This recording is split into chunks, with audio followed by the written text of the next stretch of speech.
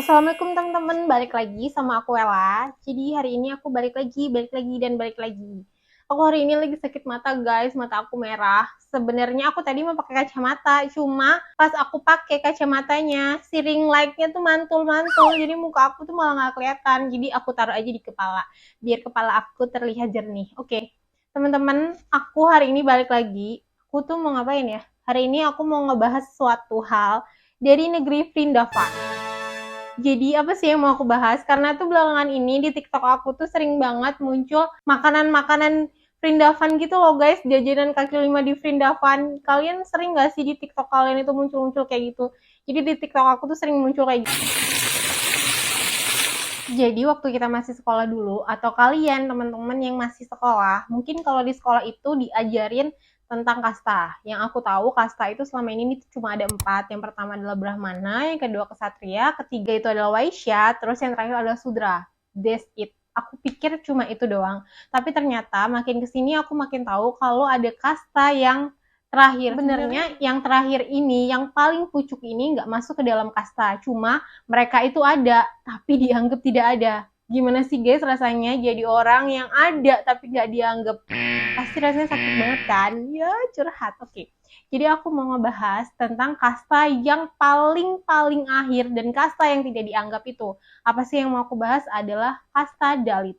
Apakah kalian pernah dengar? Jadi kalau kasta Brahmana itu lahir dari kepala Brahma yang dia itu memiliki kedudukan yang paling tinggi atau yang paling terhormat. Biasanya kalau yang punya kasta Brahmana ini adalah orang-orang yang menjadi pemuka agama, guru, dan orang-orang yang penting gitu loh guys. Terus yang kedua adalah kasta Ksatria. Kasta Ksatria itu kasta yang lahir dari tangan Brahma. Orang-orang yang memiliki kasta Ksatria adalah orang-orang pejuang. Jadi contohnya itu pegawai pemerintahan, pejuang, kayak pahlawan-pahlawan gitu. Terus kasta yang ketiga adalah kasta Waisya. Kasta Waisya itu terlahir dari paha Brahma, di mana itu tuh sebagai penopang kehidupan dari kasta-kasta yang lainnya. Jadi itu contohnya tuh adalah seorang pedagang, petani, gitu-gitu loh guys. Terus yang terakhir yang masuk ke dalam piramida kasta ya guys, ini adalah kasta Sudra. Kasta Sudra adalah kasta terakhir. Kasta Sudra itu terlahir dari telapak kaki Brahma. Jadi itu kasta yang paling bawah itu biasanya meliputi dari orang-orang yang bekerja sebagai buruh, budak, dan gitu-gitu teman-teman. Jadi itu tuh udah kasta terakhir kalau dalam piramida kasta. Cuma masih ada satu kasta yang belum aku sebutin, yang tadi di luar kasta-kasta tersebut ya. Jadi adalah kasta Dalit atau kasta untouchable. Jadi itu bisa disebut kasta paria, kasta Dalit, atau kasta untouchable. Kasta yang haram untuk disentuh. Jadi biar lebih gampang aku bakal nyebutnya ini sebagai kasta Dalit ya guys. Karena tadi kan banyak tuh istilah dari kasta Dalit ini. Cuma yang lebih gampang aku ingat adalah kasta Dalit. Jadi kasta Dalit ini kasta yang benar-benar paling bawah dan gak dianggap ada oleh umat-umat yang ada di Vrindavan sana. Jadi si kasta Dalit ini biasanya pekerjaannya itu pekerjaan-pekerjaan yang kasar banget ya teman-teman. Pekerjaan-pekerjaan yang dianggap oleh kasta-kasta di atasnya itu hina. Jadi tuh kalian tahu kan kalau di India itu minim sekali sama yang namanya sanitasi, atau orang-orang di sana itu masih banyak yang buang air besar. Maaf ya teman-teman, buang air besar itu sembarangan. Jadi si kasta Dalit ini yang bertugas untuk membuang atau membersihkan kotoran-kotoran manusia ataupun kotoran-kotoran hewan dengan tangan kosong. Dan kebanyakan dari mereka itu orang-orang yang gak punya tempat tinggal teman-teman. Jadi mereka itu jadi gelandangan, jadi pengemis, jadi orang-orang yang minta-minta gitu loh. Tujuan awalnya kenapa sih orang-orang atau masyarakat yang ada di Vrindavan sana itu digolongin menurut kasta-kasta. Jadi awalnya itu adalah untuk menjaga kemurnian ras Arya atau ras terbaik versi mereka, untuk agar mereka itu nggak tercampur baur gitu loh guys. Kalian pasti penonton setia Bollywood kan dulu, atau sekarang masih. Kalian bisa bedain banget kan, artis-artis Bollywood itu kulitnya tuh putih-putih, bersih-bersih, bening-bening. Sedangkan kalau kalian nonton-nonton di YouTube, atau YouTuber-YouTuber yang main atau jalan-jalan atau yang tinggal atau sekolah di sana, kalian ngelihat orang-orang di India itu banyak yang berkulit gelap. Tapi kalau kalian nonton di film-film, di TV-TV, kenapa sih kok artis-artisnya tuh kulitnya putih, nggak sesuai sama realita yang ada.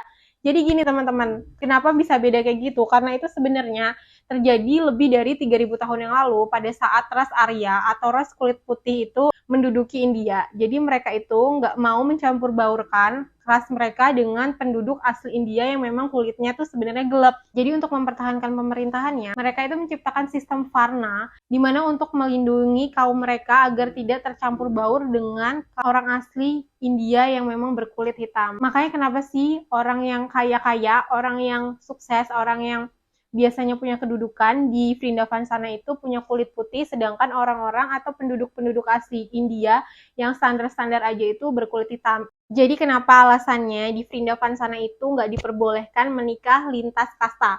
Jadi alasannya itu untuk menjaga kemurnian ras mereka. Jadi nggak boleh teman-teman misalnya di kasta Brahmana itu menikah sama kasta Dalit. Itu nggak akan boleh karena bakal terjadi suatu kekisruhan. Karena hal itu tuh pernah terjadi. Jadi waktu itu ceritanya ada dua sejoli yang bernama Rames yang umurnya 29 tahun sama istrinya yang bernama Gangava yang umurnya itu 23 tahun. Jadi tuh mereka itu jatuh cinta dan kawin lari akhirnya karena si Mas Rames ini punya kasta Dalit sedangkan si Gangava si ceweknya ini punya kasta di atas si Rames ini. Dan dua sejoli ini maksa banget buat bersama-sama dan mereka akhirnya kawin lari. Dan pada akhirnya mereka memiliki dua anak. Terus si Gangava ini pingin balik lagi ke rumahnya atau pulang kampung gitu lagi istilahnya mudik balik ke rumah. Tapi yang terjadi adalah mereka itu malah dirajam oleh penduduk-penduduk di sekitar mereka.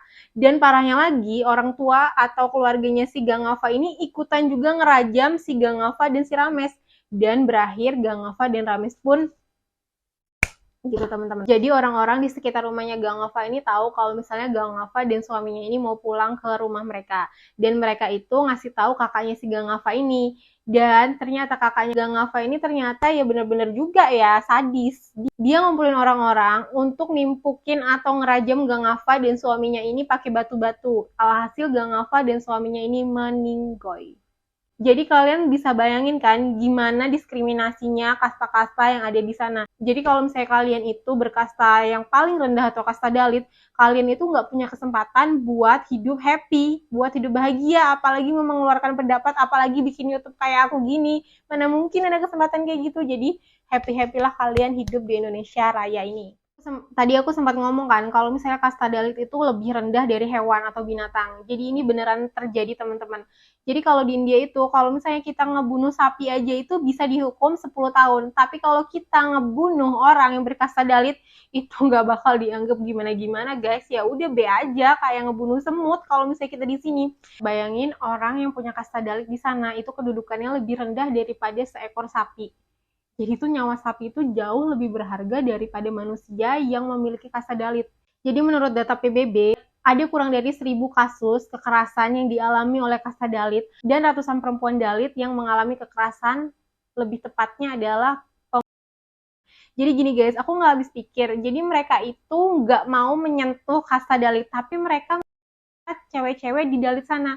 Jadi maksudnya gimana sih guys? Kalian bisa jelasin ke aku atau kalian punya pendapat lain tentang ini? Kasus yang heboh di sana, ada cewek umurnya 19 tahun, dia itu disiksa dan diperkosa oleh pemuda-pemuda di sana sampai meninggoy. Aku masih nggak habis pikir di situ, kenapa mereka itu bilangnya nggak mau menyentuh, nggak katanya kasta Dalit itu haram, tapi mereka malah melakukan pemerkosaan kepada kasta yang mereka bilang kasta haram itu. Jadi itu kejadian terjadi di negara bagian Uttar Pradesh, India Utara. Padahal pada tahun 2011, Mahkamah Agung India itu udah menetapkan hukuman mati bagi orang-orang yang membunuh orang lain karena hanya berdasarkan kasta. Padahal tuh udah ada hukuman yang berat banget, tapi tuh mereka tetap aja nggak peduli. Jadi maksudnya tuh ya udah iya aja, tapi tetap aja pada prakteknya mereka itu masih memegang teguh kalau kasta Dalit itu kasta yang hina, yang pantas banget gue perlakuin terserah mau gue tendang, mau gue injak, itu terserah. Jadi mereka itu nggak peduli. Jadi pembahasan kali ini tuh bener-bener ngenes.